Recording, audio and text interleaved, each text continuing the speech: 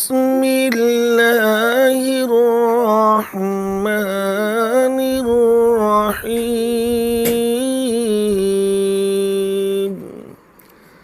ويعلمهم الكتاب والحكمة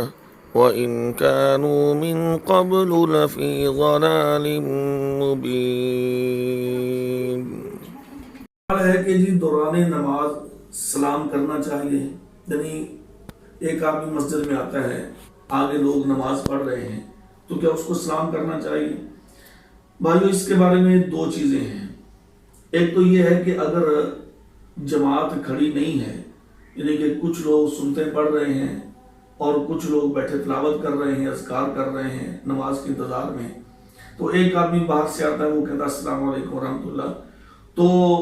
حق یہ ہے کہ جو بیٹھے ہوئے ہیں وہ اس کا جواب دیں، جو بیٹھے ہوئے ہیں اذکار کر رہے ہیں یا تلاوت کر رہے ہیں وہ اس کا جواب دیں۔ لیکن اگر کیفیت یہ ہے کہ اگر سارے ہی جماعت کے اندر کھڑے ہوئے ہیں تو پھر تو سنن ابو داؤد کے اندر یہ حدیث موجود ہے کہ رسول اللہ صلی اللہ علیہ وسلم، بلکہ جامع ترمذی کے اندر یہ روایت موجود ہے، حافظ ابن حجر اسقلانی رحمۃ اللہ علیہ نے بلوغ المرام کے اندر بھی اس کو ذکر کیا ہے۔ تو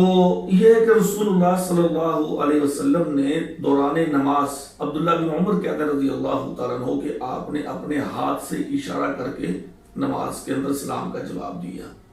یعنی کہ اگر یوں ہاتھ باندھے ہوئے تو ہلکا سا ہاتھ سے یوں اشارہ کیا جائے گا، اگر آدمی تشہد میں بیٹھا ہوا ہے تو ہلکا سا ایسے ہاتھ کے ساتھ اشارہ کر دے گا، لیکن اس کے ساتھ یہ کہ زبان سے وعلیکم السلام ورحمۃ اللہ وہ نہیں کہا جائے گا، تو ہاتھ سے ہلکا سا اشارہ کر کے سلام کا جواب دیا جائے گا۔ تو جو لوگ مسجدوں میں کہتے ہیں بھی خبردار کوئی جماعت کھڑی ہے کوئی پیچھے سلام نہ بولے، بالکل غلط کہتے ہیں۔ اگر جماعت کھڑی ہے تو سلام کہنا چاہیے، کیونکہ حدیث یہ ہے کہ اذا لقیتہ فسلم علیہ، مسلمان کے جو مسلمان پہ حق ہیں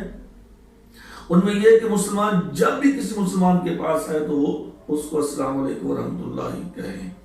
تو اس کا پھر جواب یہ ہے کہ ہلکا سا ہاتھ سے اشارہ کر کے اس کا جواب دیا جائے گا، سلام سے کسی کو منع نہیں کرنا چاہیے۔